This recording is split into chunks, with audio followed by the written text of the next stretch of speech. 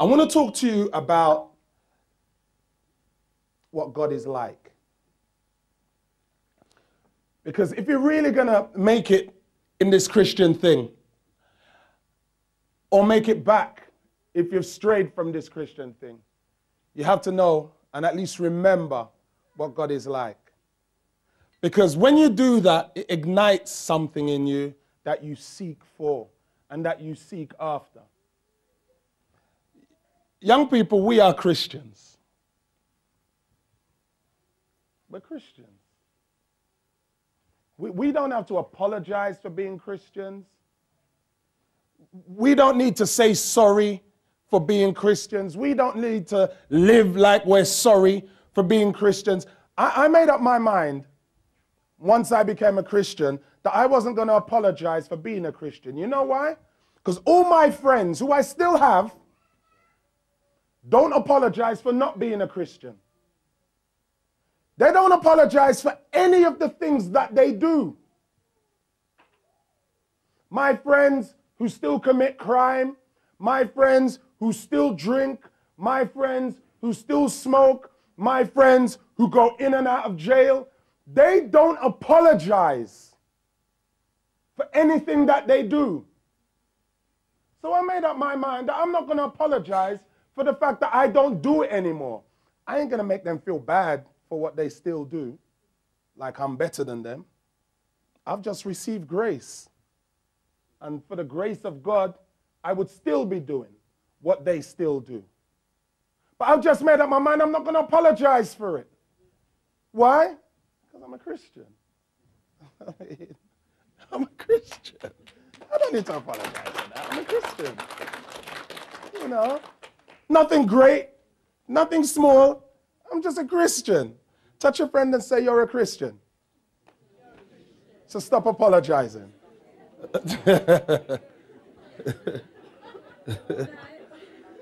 There's something great in the plan of God. There is something great in the plan of God that I want you to get tonight.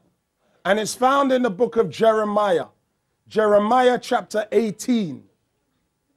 And God speaks to Jeremiah and it says, Jeremiah, go down to the potter's house. And when you get to the potter's house, I am going to remind you what I am like.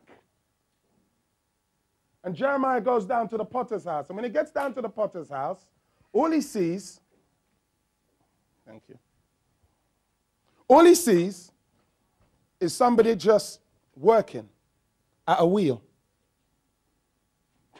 That's all.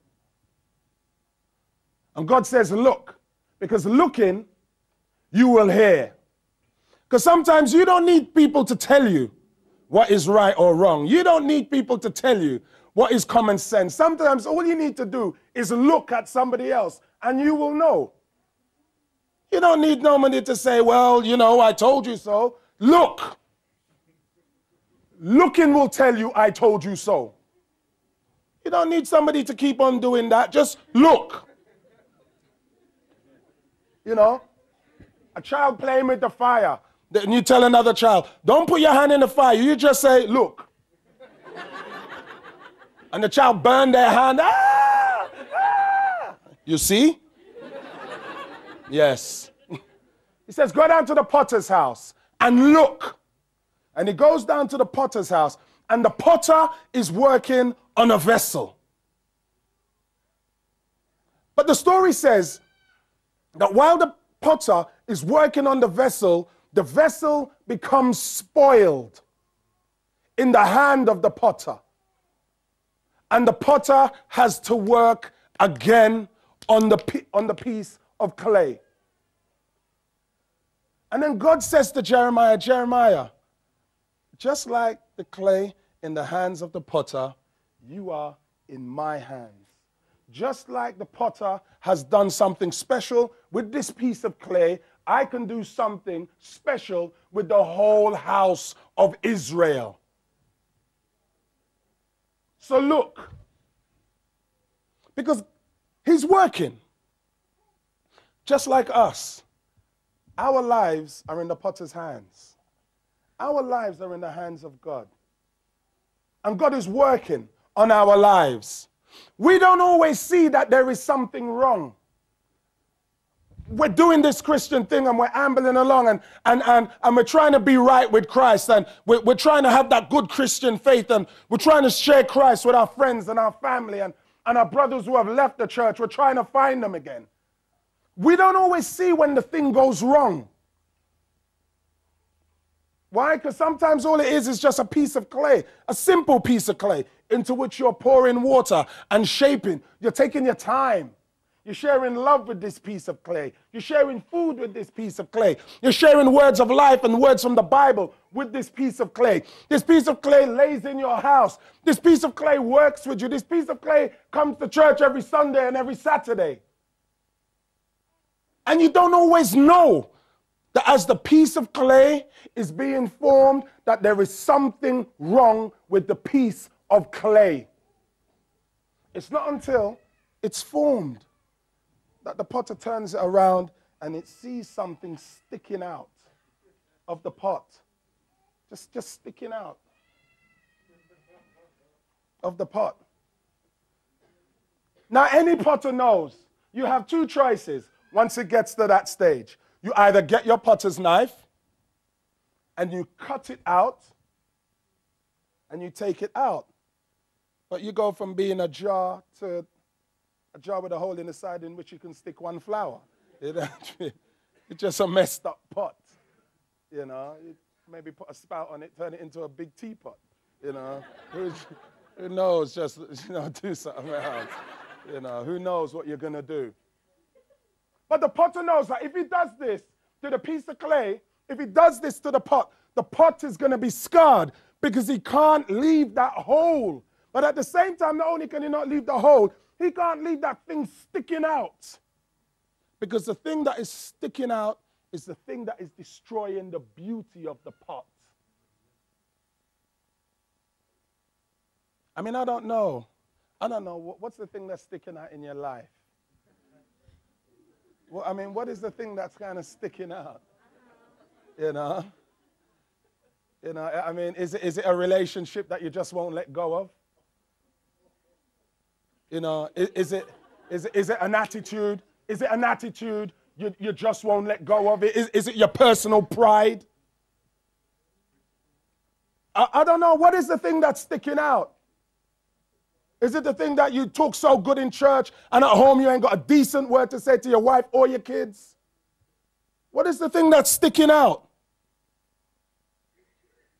Is it the thing that you can pray anytime somebody puts a camera in front of you and say all the good words, but you know that once the camera is off, you don't even know how to pray? What's the thing that's sticking out? Is it the thing that you lift holy hands in the sanctuary and then you lift drink-filled hands outside the sanctuary or smoke-filled hands outside the sanctuary? What sticks out? Because whatever it is that sticks out is the thing that is marring the beauty of what God is trying to do with you and for you as young people. For your community and for your country. It's sticking out. And the story says that the potter takes the radical option of not cutting it out, but of breaking it down.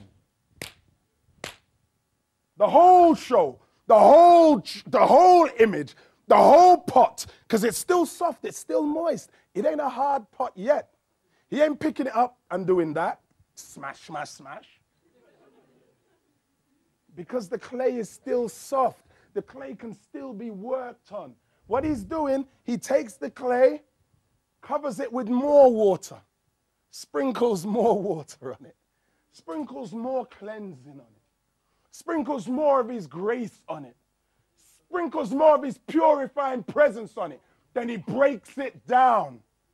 Then he gets the knife and he cuts it out, whatever it is. And then the glory of the story. The glory of the story. The story says that he works on it again.